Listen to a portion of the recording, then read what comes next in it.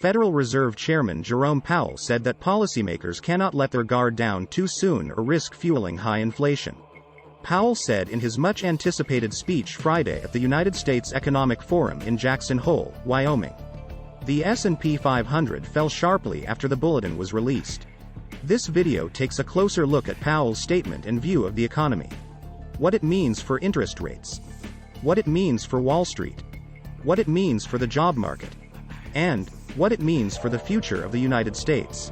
But, before we get into that, hit the like button and leave a comment below. We would love to hear from you. Please subscribe and hit the bell icon so that you are notified of upcoming videos. Restoring price stability may require restrictive policy for some time, Powell said. History strongly cautions against premature policy easing. Powell said lower inflation would force the U.S. economy to continue a period of below-trend growth. He acknowledged that Fed tightening would hurt households and businesses. However, failure to restore price stability will lead to greater pain. The big question ahead of Powell's speech is whether he will attempt to reverse the pacifist impression he gave at his July 27 press conference. Those comments helped push the S&P 500 up 18% from its June 16 closing low, emerging from a bear market. In the short term, the market is watching whether the Fed will raise interest rates by 50 or 75 basis points on September 21. With July's weak inflation data released ahead of Powell's speech, the odds shifted slightly to small moves. The Fed chairman suspended the outlook at a press conference on July 27 and did not take a position on the size of the next rate hike. But after Powell's speech, the odds gradually fell, with a third straight rate hike of 75 basis points. The medium-term outlook for Fed policy is particularly high for investors' risk appetite. The S&P 500 gains are at least partly based on hopes that the Fed will stop raising interest rates in early 2023 and start considering a rate cut by the middle of the year. Powell basically said that the Fed is planning to keep rates higher, longer. St. Louis Fed Chairman Bullard recently said that was the last message investors wanted to hear from Powell. The Fed chairman did not use those exact words. But he delved into the history of Fed failures in the 1970s.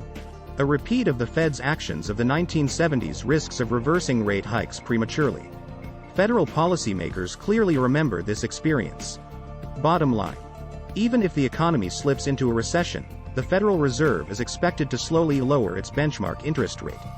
This is a stark departure from the way monetary policy has been implemented in the past. Powell's speech came as the Fed's favorable inflation gauges showed price pressures easing. The Personal Consumption Expenditure Price Index fell 0.1% in July. That brought annualized inflation down to 6.3% from 6.8% in June.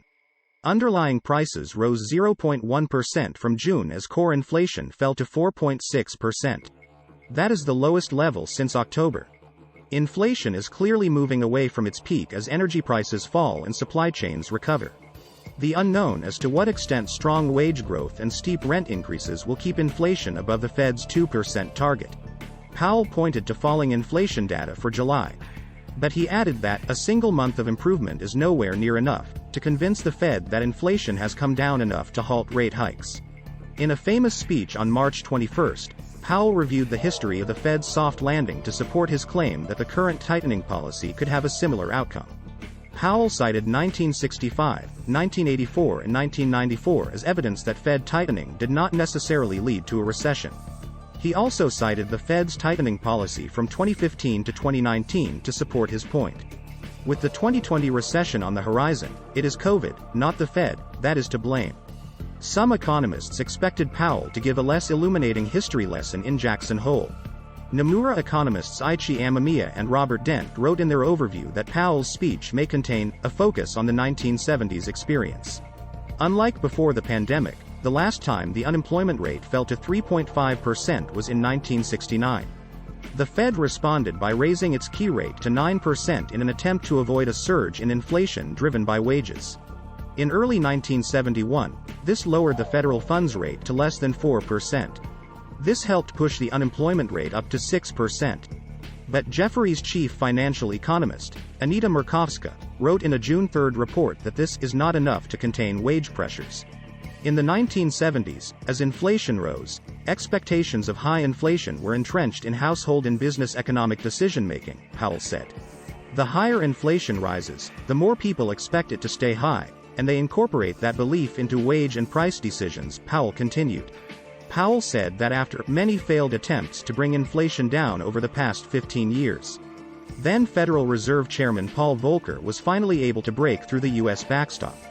This caused inflation in the early 1980s.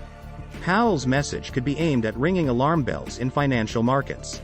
Stocks were already pricing in a reversal of Fed tightening.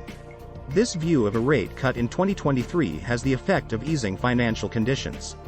That is the reason for the rising S&P 500, Dow Jones Industrial Average, and Nasdaq. Minutes of the July 26-27 Fed meeting highlighted a significant risk that inflation could rise if the public begins to question the committee's intention to properly adjust policy, said the Fed minutes.